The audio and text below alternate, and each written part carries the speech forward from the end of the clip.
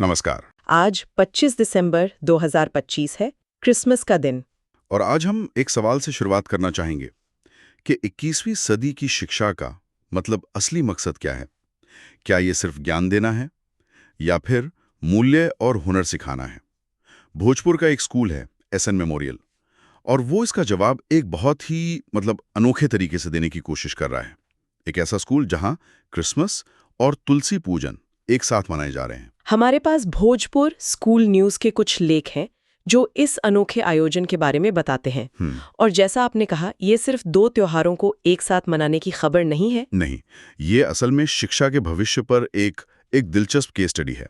तो चलिए इन स्रोतों में थोड़ा गहराई से उतरते हैं और देखते हैं कि पर्दे के पीछे क्या चल रहा है। बिल्कुल। तो सबसे पहले उस माहौल की बात करते हैं। घटना है आरा शहर के गौसगंज में एसएन मेमोरियल स्कूल की। अब जरा सोचिए, एक तरफ स्कूल की संचालिका डॉक्टर स्मिता सिंह, वो पारंपरिक विधि विधान से तुलसी पूजन का नेतृत्व कर रही हैं। और ठीक उसी समय दूसरी तरफ क्रिसमस का केक काटा जा रहा है। सांता क्लॉज भी हैं, बच्चे भी हैं। स्रोत बताते हैं कि माहौल उल्लास से भरा था। ओ, ये सुनने में तो बहुत अच्छा लगता है तो है ना, लेकिन मन में एक सवाल उठता है क्या सवाल? कि क्या ये सिर्फ एक दिन का मतलब एक सांकेतिक जश्न है या इसके पीछे कोई गहरी सोच है? देखिए, ये सवाल ही इस पूरी चर्चा का केंद्र है। शिक्षा की दुनिया में इसे लिव्ड करिकुलम कहते हैं, या कह लीजिए जीवंत पाठ्यक्रम। जीवंत पाठ्यक्रम? हाँ, असली पाठ्यक्रम सिर्फ किताबों में नहीं होता। वो स्कूल के माहौल में, रोजमर्रा के अनुभवों में छिपा होता है। जब बच्चे दो अलग-अलग संस्कृतियों का जश्न एक साथ इतनी सहजता से होते हुए देखते हैं, तो ये धार्मिक सहिष्णुता पर किसी भी किताबी पाठ से ज्यादा असरदार होता है। ये सिर्फ पढ़ना नहीं है, ये उसे जीना है। ये बात तो सही है। पर एक और पहलू भी है। क्या इस तरह दोनों परंपराओं को एक साथ लाने से उनका जो महत्व है वो कुछ कम होने का खतरा नहीं है? कहीं ऐसा तो नहीं कि वो अपनी गहराई खोकर सिर्फ एक एनुअल डे का हिस्सा बनकर रह जाएं? ये एक बहुत जरूरी और जायज चिंता है, और यही किसी भी स्कूल के लिए सबसे बड़ी चुनौती होती है। लेकिन हमारे स्रोत में एक वाक्य है जो शायद इसका जवाब देता है। स्कूल को प्राचीन संस्कृति और नई शिक्षा पद्धति को साथ लेकर चलने वाला एक अग्रणी संस्थान बताया गया है। अच्छा। तो ये बताता है कि ये कोई अचानक लिया गया फैसला नहीं है, ये एक सोची समझी रणनीति का हिस्सा है। उनका लक्ष्य शायद दोनों परंपराओं को मिलाना नहीं है, बल्कि बच्चों को ये सिखाना है कि एक ही व्यक्ति इन दोनों का सम्मान करते हुए जी सकता है। दिलचस्प बात है। और ऐसा लगता है कि ये अनोखा माहौल सिर्फ स्कूल की चार दीवारी तक ही सीमित नहीं रहा। इसने स्थानीय समुदाय और नेताओं का भी ध्यान खींचा। वो भी इस कार्यक्रम में शामिल हुए।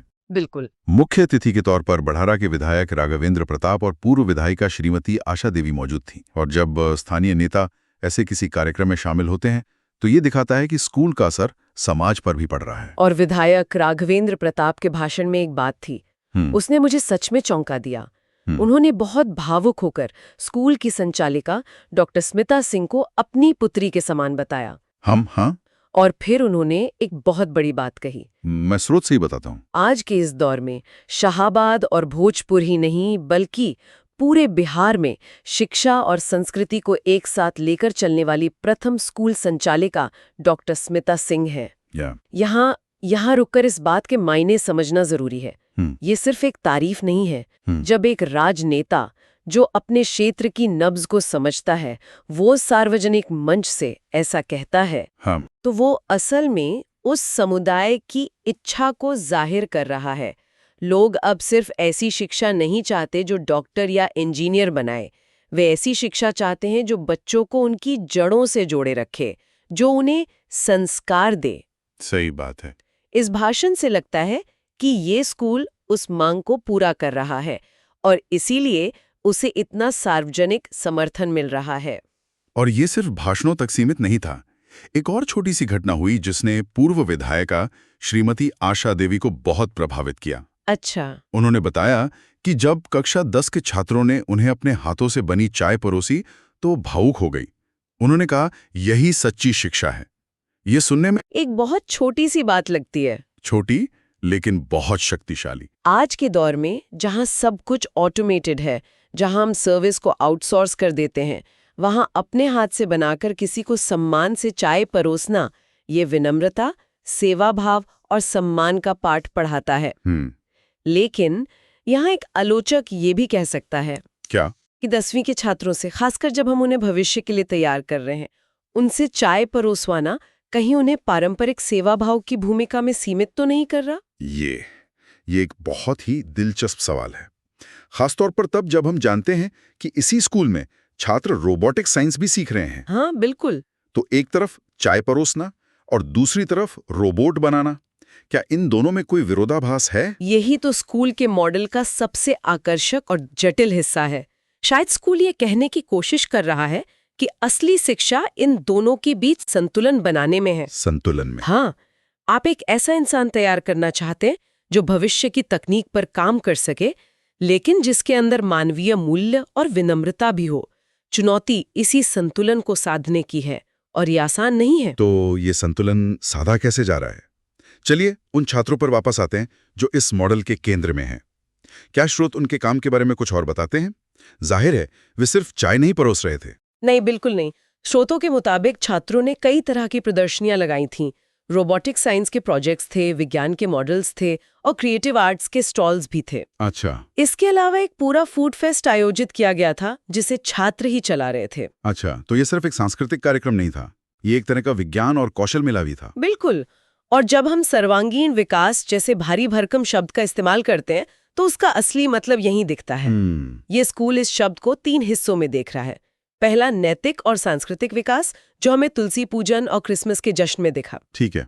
दूसरा, सामाजिक और भावनात्मक विकास, जिसका उदाहरण मेहमानों को चाय परोसने वाली घटना में था। अच्छा। और तीसरा, बौद्धिक और व्यावहारिक विकास, जो हमें इन रोबोटिक्स और विज्ञान के मॉडल्स में नजर आता है। और फूड फेस्ट का क्या, वो भी तो इसी का हिस्सा होगा? जाहिर है।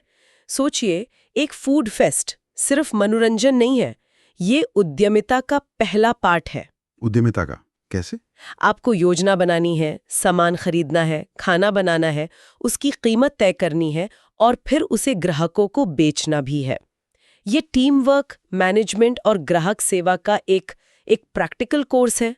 तो मतलब बच्चे सिर्फ रोबोट ही नहीं बना रहे, बल्कि शायद गोलगप्पे बेचना भी सीख रहे हैं। और सच कहूं तो आज की दुनिया में दोनों ही कौशल बहुत काम के। ये तो वाकई असल दुनिया की तैयारी है। लेकिन मेरा पुराना सवाल अभी भी वही है, क्या स्रोत इस बारे में कुछ बताते हैं कि इन दोनों को जोड़ा कैसे जाता है?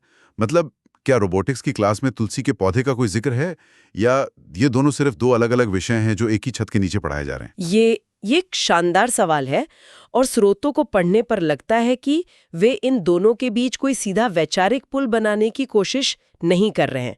ऐसा नहीं है कि वे कोई वैदिक रोबोटिक्स जैसा विषय बना रहे हैं। तो फिर जुड़ाव कहाँ है? मुझे लगता है कि जुड़ाव पाठ्यक्रम में नहीं, बल्कि छात्र के व्यक्तित्व में बनाने की कोशिश हो रही है। अच्छा। लक्ष्य एक ऐसा छात्र तैयार करना है जिसके लिए ये दोनों दुनियाएं अलग अलग न हो, जो सुबह तुलसी को पानी दे सके और दोपहर में कोडिंग कर सके, और उसे इसमें कोई विरोधाभास नजर ना आए। ये एक बहुत महत्वाकांक्षी लक्ष्य है। स्कूल शायद ये कह रहा है कि असली पुल विषय में नहीं, बल्कि उस इंसान में बनना चाहिए जो उन विषयों को सीख रहा है। और ऐसा लगता है कि ये संदेश बच्चों तक पहुंच भी रहा है। स्रोत बताते हैं कि विधायक ने खुद हर स्टॉल पर जाकर बच्चों से बात की, उनके बनाए व्यंजन चखे। हाँ, और उन्हें स्वरोजगार व आत्मनिर्भरता का महत्व समझाया। ये बच्चों के लिए कितना बड़ा प्रोत्साहन रहा होगा जब कोई सम्मानित व्यक्ति उनके काम में इतनी दिलचस्पी ले रहा हो। निश्चित रूप से ये उनके काम को वैधता देता है। ये उन्हें बताता है कि वे जो सीख रहे हैं वो सिर्फ एक स्कूल प्रोजेक्ट नहीं है, बल्कि उसका वास्तविक दुनिया में महत्व है। और ये सिर्फ गंभीर चीजों के बारे में नहीं था। बच्चों और अभिभावकों के मनोरंजन के लिए झूले और मिकी माउस जैसे आकर्षण भी थे। ये इसे एक सामुदायिक उत्सव बनाता है, सिर्फ एक अकादमिक कार्यक्रम नहीं। तो अगर हम आज की इस पूरी चर्चा को समेटे तो ये साफ है, एसएन मेमोरियल स्कूल सिर्फ एक और स्कूल नहीं है। ये शिक्षा के क्षेत्र में एक तरह का प्रयोग है, एक लाइव एक्सपेरिमेंट। हाँ, ये एक ऐसा मॉडल बनाने की कोशिश है जो आज की शिक्षा की सबसे बड़ी चुनौती का जवाब दे सके। और वो चुनौती क्या है? चुनौती ये है कि हम अपनी सांस्कृतिक जड़ों को खोए बिना अपने बच्चों को एक तेजी से बदलती दुनिया और भविष्य के लिए कैसे तैयार करें। और स्कूल का जवाब है दोनों को अलग अलग देखने के बजाय दोनों को एक साथ जीकर। ये परंपरा और आधुनिकता के संतुलन का एक बहुत ही जमीनी और व्यवहारिक उदाहरण है। बिल्कुल। और जिस स्रोत के अंत में ये कहा जाता है कि स्कूल आत्मनिर्भर भारत की नींव रखने पर जोर दे रहा है, तो इसका मतलब सिर्फ आर्थिक आत्मनिर्भरता नहीं है। अच्छा, ये सांस्कृतिक आत्मविश्वास की भी बात है। वे ऐसे नागरिक तैयार करने की कोशिश कर रहे हैं जो आर्थिक रूप से सक्षम होने के साथ साथ अपनी संस्कृति को लेकर भी आत्मविश्वासी हों, जो दुनिया से आंख मिला सकें लेकिन अपनी जमीन न छोड़ें। ये वाकई एक प्रेरणादायक सोच है और ये हम सबको सोचने के लिए एक बहुत गहरा सवाल भी देती है। क्या सवाल? वही सवाल जिससे हमने शुरुआत की थी, लेकिन अब एक नए नजरिए से। स्रोत हमें बताते हैं कि छात्र रोबोटिक्स भी सीख रहे हैं और सम्मान के साथ किसी की सेवा करने का मूल्य भी। तो सवाल ये नहीं है कि 21वीं सदी में हमें बच्चों को क्या सिखा